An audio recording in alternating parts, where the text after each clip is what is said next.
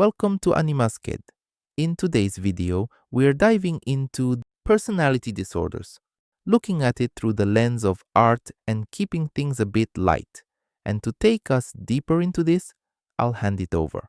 So, let's get started.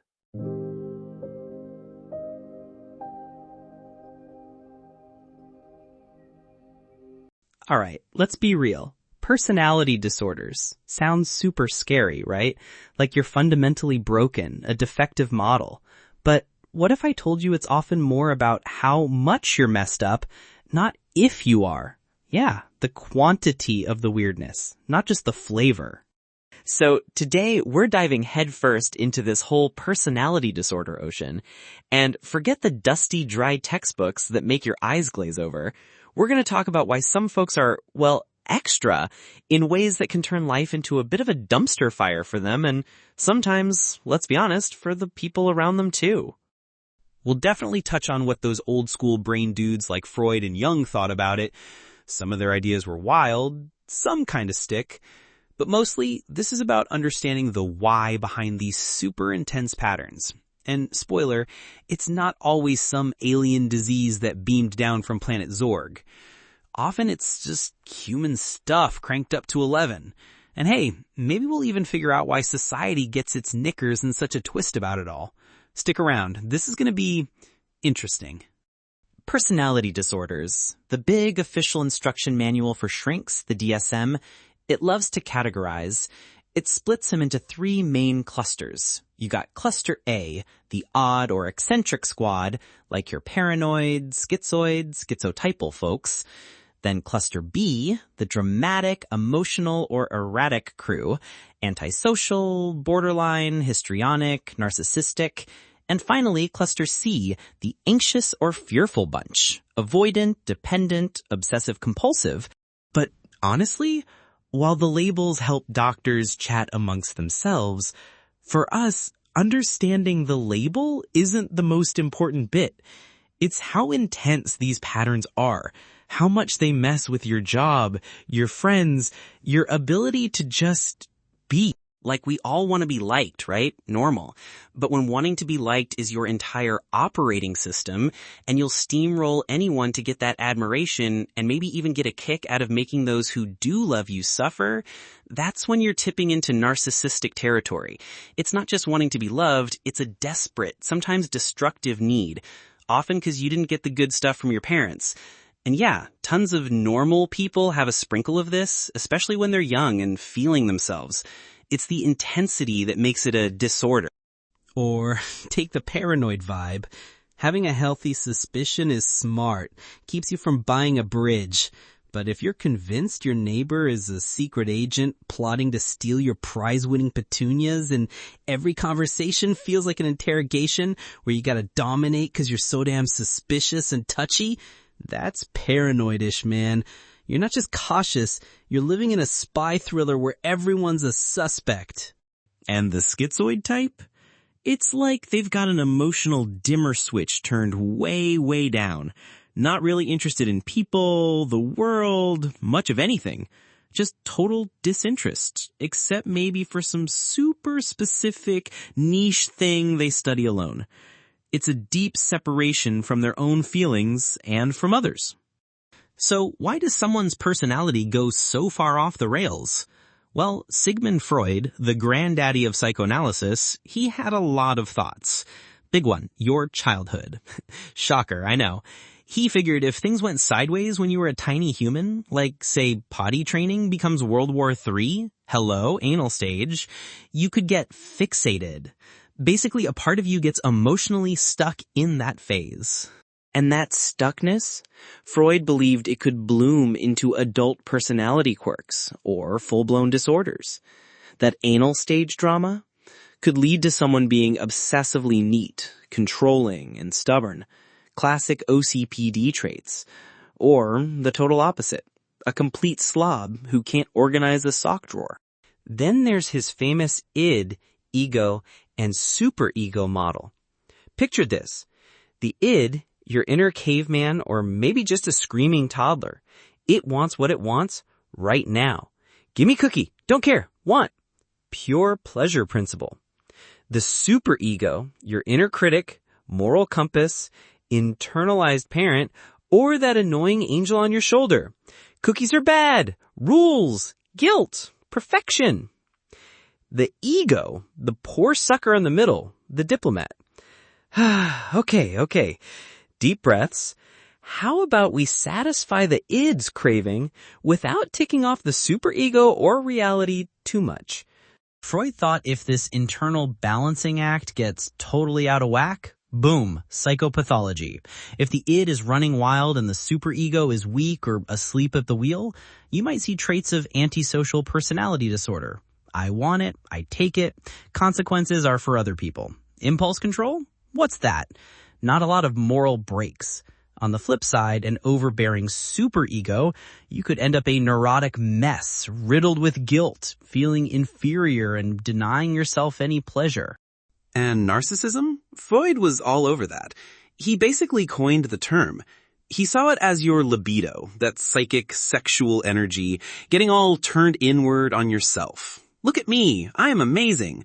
But often it's a mask for some pretty deep insecurities. Maybe from not getting enough genuine validation from caregivers when you were little. They didn't mirror you properly. And how do we cope with all this internal drama? Defense mechanisms, repression, denial, projection. Like, I'm not angry, you're angry. We all use them. But when they become your go-to, rigid, overused strategies, they stop being helpful and start causing their own problems, paving the way for disorders. Now, Carl Jung, he started as Freud's protege, his golden boy. But then they had a massive falling out.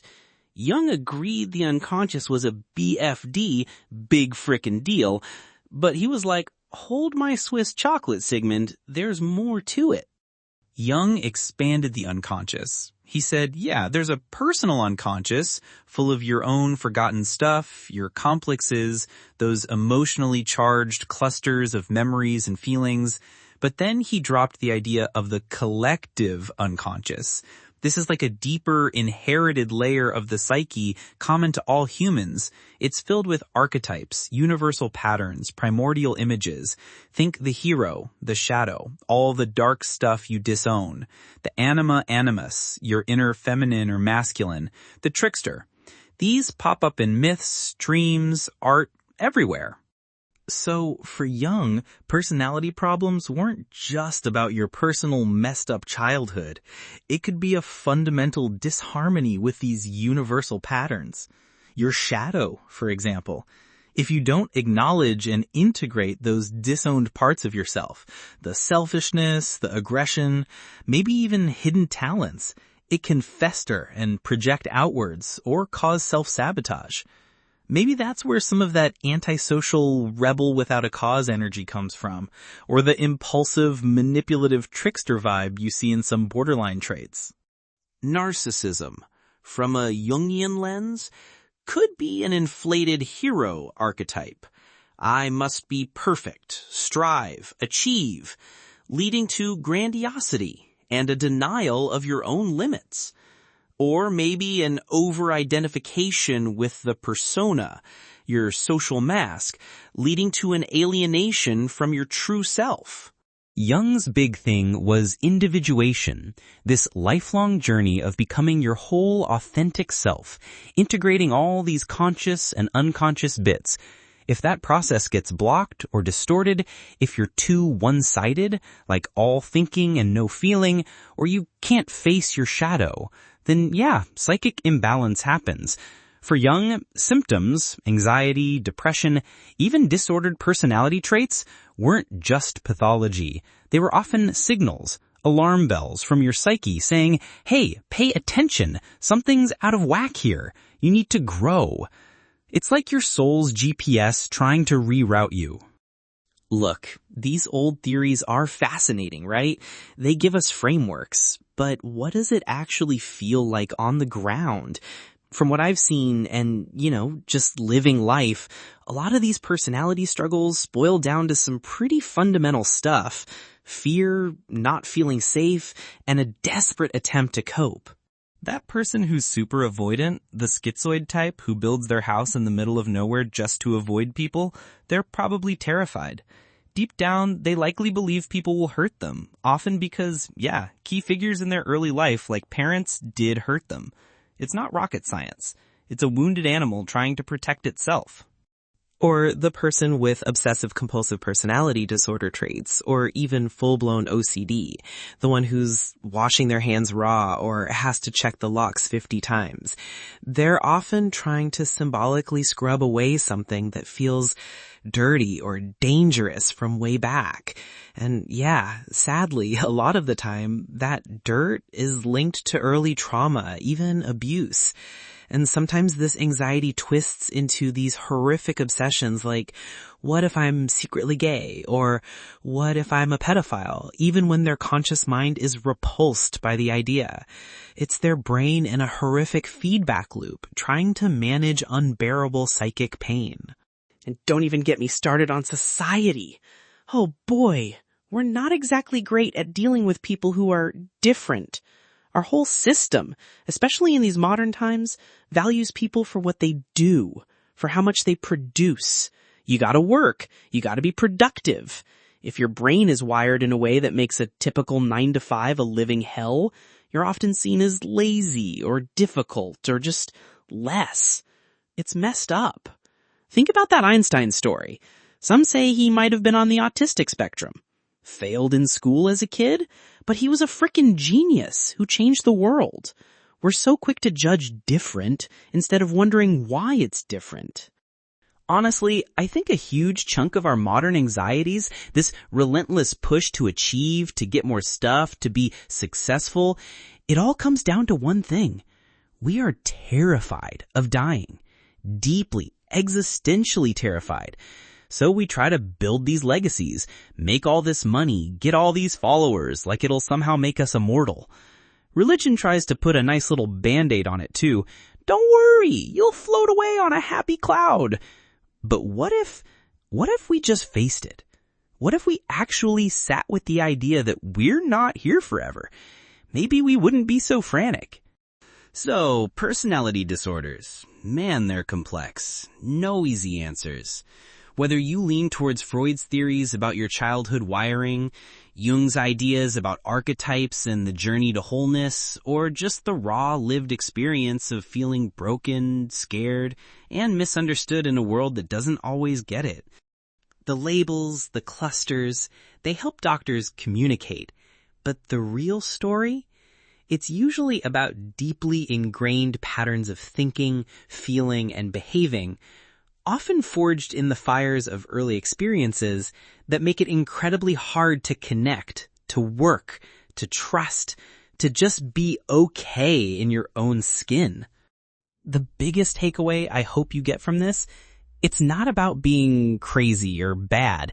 It's often about those human traits we all have, just dialed up to an unbearable 11, usually because of intense pain, overwhelming fear, or a brain that simply developed differently in response to its environment. And maybe, just maybe, if we all understood that a little bit more, we'd be a hell of a lot kinder to others and, to ourselves too. Because at the end of the day, we're all just trying to make it through, aren't we? So, what do you think?